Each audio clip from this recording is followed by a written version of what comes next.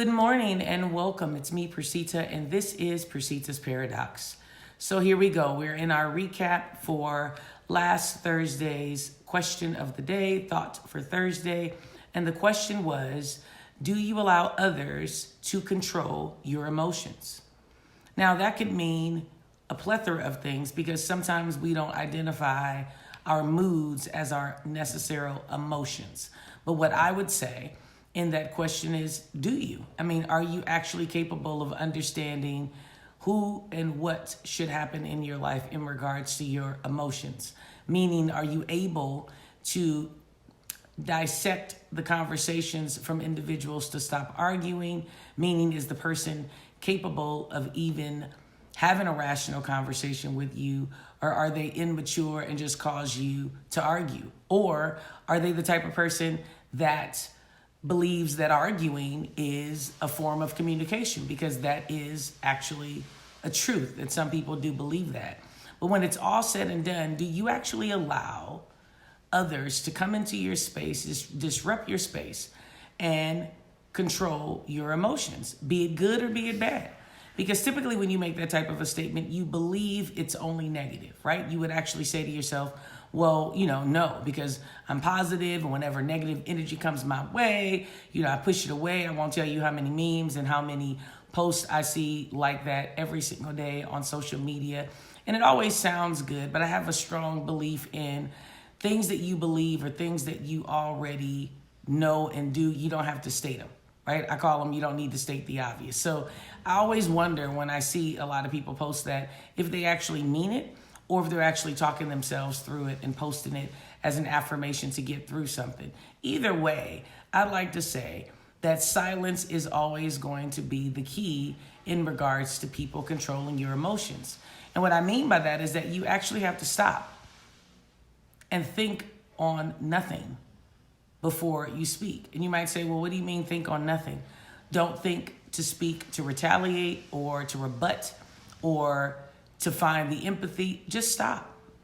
Because typically you can hear better when you actually isolate the words and the conversation and the tone and things of that nature. And if you're able to make that stopping motion with your brain, it allows you to find yourself in it. I love the saying, once I've found myself, I never want to lose me again. And when I say that, I'd like to believe that it really comes from just being a person that is slow to speak. Wisdom comes from actually understanding that particular statement. Typically, when we allow people in our lives and they have abilities to control our emotions or our moods, it's simply because we're always trying to combat whatever they're trying to not validate. So what I mean by that is most of our disdainment comes from we're looking to say something back as a rebuttal. So if we can get to a place where we actually stop and think of what we want to say, because one, words hurt. Two, they absolutely cannot be erased. So sometimes even when you've told yourself, I'm over it, I could care less about how that person thinks of me or speaks to me or whatever, because I'm just moving on, blah, blah, blah. Here's the funny part. If you've repeated that self-statement to yourself, and then you go on and continuously say it to other people and feel the need to have to tell others how you're not talking or communicating to a particular person, you're not over it. Over it means that you can literally just simply drop it where it is. And even to be over it is tricky because it does not necessarily allow you a sense of closure. I don't like to be angry or allow anyone into my emotions unless I've told them that they've done such. And what I mean by that is that I refuse to get upset with anybody and they don't know that I'm upset. I feel like if I'm going to be upset, then you need to be upset so that we can both understand where each other's coming from an upset place. But being the type of person that you completely walk away and don't really give the person the ability and knowledge to know that they've upset you or they have put you in an emotional status that is not positive is ridiculous, because not everyone can read your mind and not everyone thinks the way you do. So I'm just a true believer in communication, and I like to put myself in a position where you can never say you don't know where I'm coming from. You might not agree, but you can't say that you don't know where I'm coming from. So when it comes to controlling my emotions, it's a little complicated. simply because once the line of communication is open, even if I'm in a disdainment place with you, I can easily find the empathetic space that I need to be in to move forward. What am I saying? Everybody makes mistakes. Everyone has issues with communicating at some point or another. Everyone has a disdainment about things at one point or another. And sometimes those issues boil over into relationships that they're not supposed to. We've all had misdirected anger and fear and put it on others and felt like they should know and have crazy expectations about where they should be and how they should be, and they should know me better than that kind of a conversation. I've said it, you've said it, I'll continue to say it, and so will you. We're humans. But what I try to do is to put myself in a position to say, before I allow this to control my moods or my emotions. And let's just be honest, that picture is not always something that we're excited to explore or look at or review, but it's necessary. Truthfully, if we're going to love one another in the sense and status of what love truly is, it is unconditional. And what that basically means is that you have to leave room for everyone to fail, including yourself.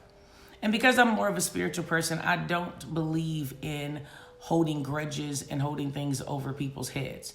Now, I will say that if I feel that I don't really need to put you in my personal space anymore, I probably won't. But that does not mean that forgiving and moving on hasn't happened. It just simply means that I put limitations on what the relationship could or couldn't do. Can't tell you that that's right or wrong. I can simply tell you how I handle it.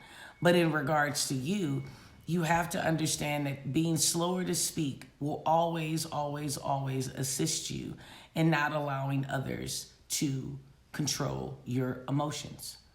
Because before you'll allow yourself to get upset, before you'll allow yourself to overthink it, before you'll allow yourself to fall in love or to not deal with loneliness or not deal with the fact that you're not happy and you're settling, before all of those things, if you actually stop and pay attention to what your self is saying to yourself, your spirit, your mind, your better judgment, I promise you, all of the confusion and the convolutedness that happens in your mind will cease.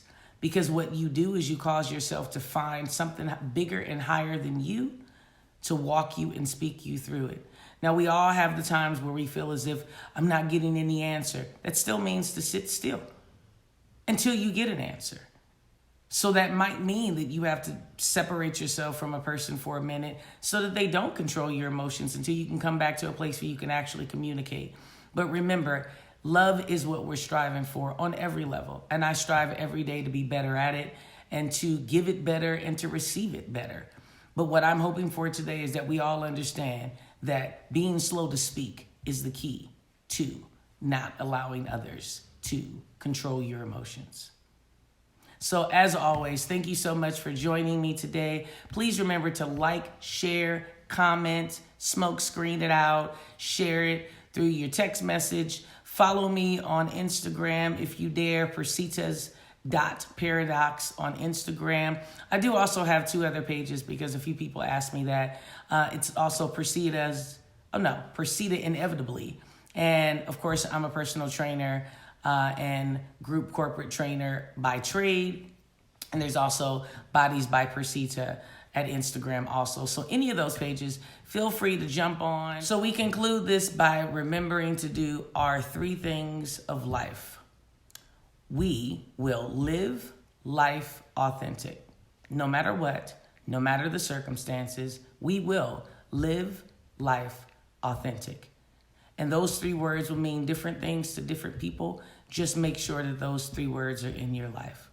So again, thank you so much for joining me. I greatly appreciate your support. And all I want you to do is have a blessed day. Bye-bye.